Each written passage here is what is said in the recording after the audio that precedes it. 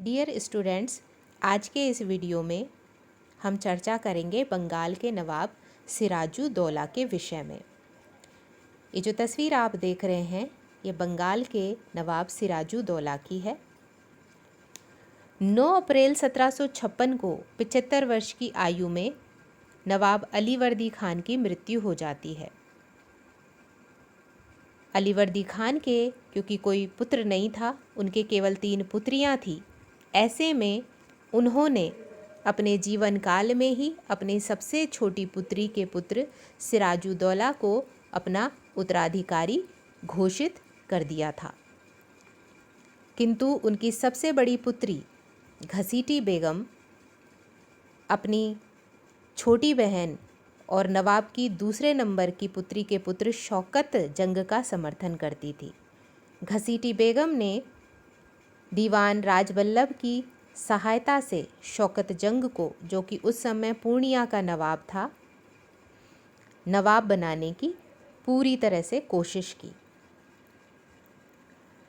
सिराजुद्दौला 20 वर्ष की आयु में बंगाल का नवाब बना।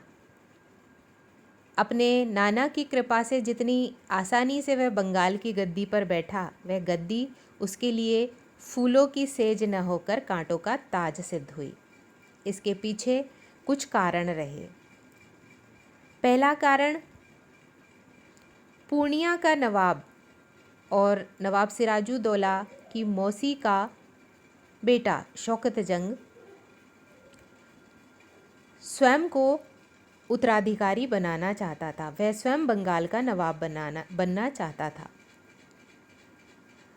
इसका दूसरा कारण रहा कि दीवान राजबल्लभ की सहायता से नवाब सिराजुद्दौला की मौसी घसीटी बेगम ने शौकत जंग का समर्थन किया। उसने शौकत जंग को नवाब बनाने के लिए अंग्रेज़ों के साथ गुप्त समझौता भी किया। इसके कारण उत्तराधिकार का प्रश्न और अधिक जटिल हो गया। नवाब को जिस समय वह गद्दी पर बैठा, अपने अस्तित्व के लिए संघर्ष करना पड़ा। तीसरा, मीर जाफ़र, जो कि भूतपूर्व नवाब अलीवर्दी खान का सेनापति और बहनोई था, वह भी स्वयं को नवाब बनाना चाहता था। सिराजुद्दौला ने एक एक करके अपने समस्त षड्यंत्रकारी रिश्तेदारों और कृतघ्न अधिकारियों को सबक सिखाया और उनके स्थान पर उसने विश्वासपात्र व स्वामी भक्त अधिकारी नियुक्त किए। इस प्रकार उसने अपनी गद्दी को सुरक्षित बना लिया। अब हम आते हैं नवाब सिराजुद्दौला और अंग्रेज़ों के मध्य क्या संबंध थे। अलीवर्दी खान ने मरते समय सिराजुद्दौला को चेतावनी दी थी कि उसे यूरोपीय शक्तियों अथवा यूरोपीय जातियों से सावधान रहना होगा, उन पर ध्यान देना होगा। अलीवर्दी खान ने सिराजुद्दौला को चेतावनी दी थी कि उन्हें कभी भी किलेबंदी करने अथवा सैनिक रखने की आज्ञा मत देना। यदि तुमने ऐसा किया तो तुम अपनी गद्दी से हाथ धो बैठोगे। अंग्रेज़ जो इस समय तक बंगाल में शक्तिशाली हो चुके थे, उन्होंने उत्तराधिकार के संघर्ष में घसीटी बेगम का समर्थन किया। नवाब के भगोड़े अपराधियों को शरण दी। वास्तव में अंग्रेज़ नवाब को गद्दी से उतारना तो नहीं चाहते थे, लेकिन अप्रत्यक्ष रूप से वे उस पर नियंत्रण रखना चाहते थे। अंग्रेज़ चाहते थे कि नवाब अपनी ही समस्याओं में इस प्रकार से उलझा रहे कि वह अंग्रेज़ों के खिलाफ कोई कार्यवाही न कर सके और अंग्रेज़ अपनी शक्ति को दिन ब दिन बढ़ा दे। नवाब सिराजुद्दौला ने देखा कि अंग्रेज़ उसी के राज्य में उसी की आज्ञाओं का उल्लंघन कर रहे हैं।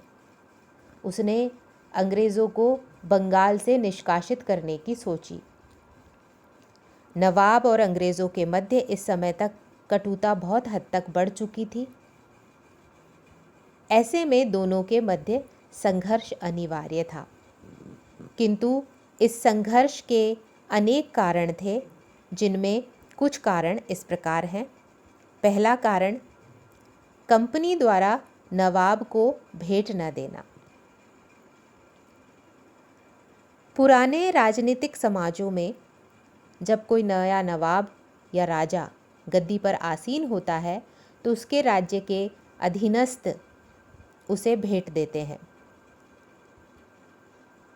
कंपनी बंगाल में नवाब की अधीनता में व्यापार करती थी। ऐसे में नवाब की संप्रभुता का सम्मान करने के लिए, उसके प्रति आदर प्रकट करने के लिए अंग्रेज़ों ने सिराजुद्दौला के गद्दी पर बैठने के समय उसे कोई भेंट नहीं दी। इससे नवाब कंपनी के इस रूखे व्यवहार से आहत हुआ। दूसरा कारण है अंग्रेज़ों द्वारा नवाब के शत्रुओं को शरण देना। जब नवाब ने दीवान राजवल्लभ के विरुद्ध कार्यवाही करनी चाही तो उसने अपने परिवार को अपने पुत्र कृष्ण बल्लभ के साथ कलकत्ता में भेज दिया और अंग्रेज़ों ने उसे शरण दी। बाद में राजवल्लभ स्वयं भी कंपनी की शरण में चला गया। दीवान राजवल्लभ वह अपराधी था जिसने घसीटी बेगम के साथ मिलकर नवाब के विरुद्ध षड्यंत्र रचा और शौकत जंग को नवाब बनाने की कोशिश की। दूसरी तरफ सेठ अमीचंद भी नवाब को व्यापारिक नुकसान पहुंचाकर अंग्रेज़ों की शरण में चला गया। नवाब सिराजुद्दौला ने कलकत्ता के अंग्रेज़ गवर्नर ड्रैक को इन अपराधियों को लौटाने को कहा, परंतु अंग्रेज़ों ने ऐसा नहीं किया। इसके कारण भी नवाब अंग्रेज़ों से नाराज़ हो गया।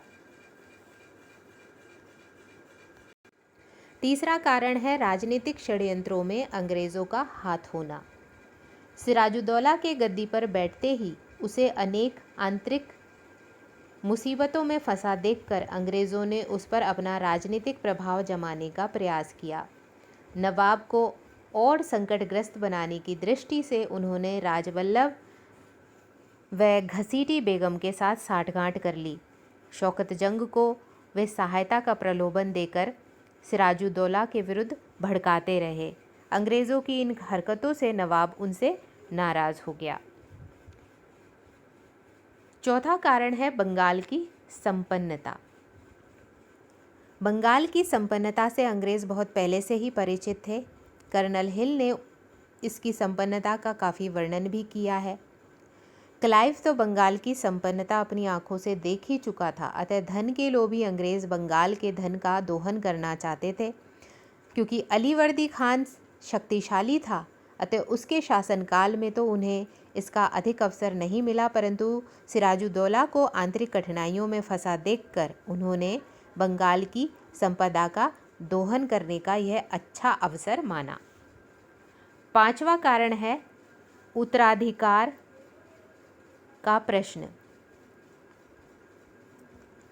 यह सही है कि अलीवर्दी खान ने सिराजुद्दौला को अपने जीवन काल में ही अपना उत्तराधिकारी घोषित कर दिया था, परंतु अलीवर्दी खान के भी सम्राट लियर की भांति केवल 3 बेटियां ही थी, कोई बेटा नहीं था।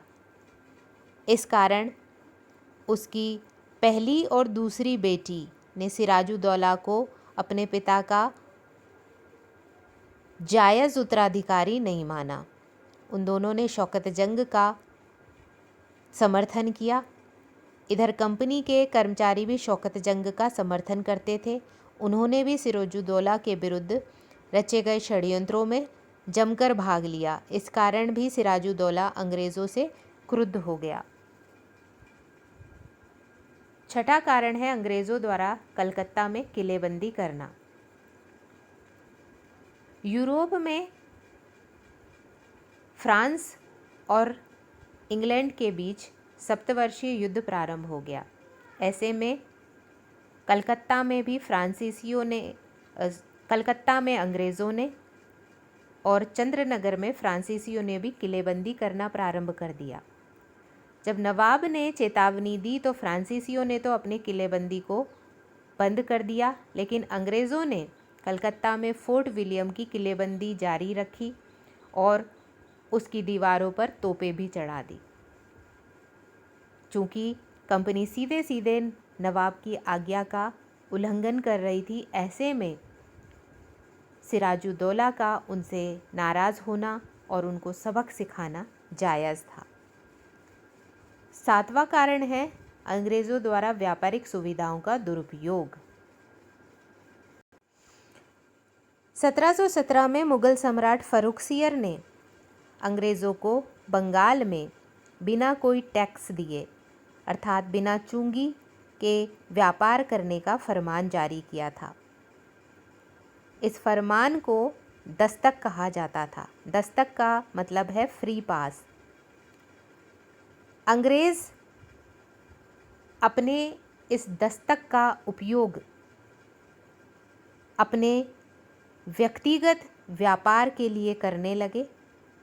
न केवल कंपनी के छोटे बड़े अधिकारी कर्मचारी इस फ्री पास का उपयोग अपने व्यक्तिगत व्यापार में करते थे, बल्कि उन्होंने कुछ पैसे लेकर भारतीय व्यापारियों को भी इसे बेचना प्रारंभ कर दिया।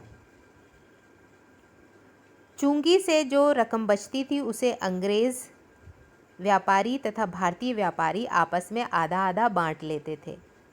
इससे नवाब के सरकारी ख़जाने को काफ़ी नुकसान उठाना पड़ रहा था। नवाब सिराजुद्दौला ने अंग्रेज़ों को ऐसा नहीं करने को कहा, परंतु अंग्रेज़ उसकी प्रभुसत्ता को चुनौती देते रहे और उन्होंने अपनी इन हरकतों को बंद नहीं किया। इस पर नवाब ने बंगाल के समस्त व्यापारियों को ही चुंगी मुक्त कर दिया, जिससे अंग्रेज़ों के फ्री पास अथवा दस्तक का कोई महत्व नहीं रहा। अब अंग्रेज़ व्यापारी और भारतीय व्यापारी सब समान हो गए।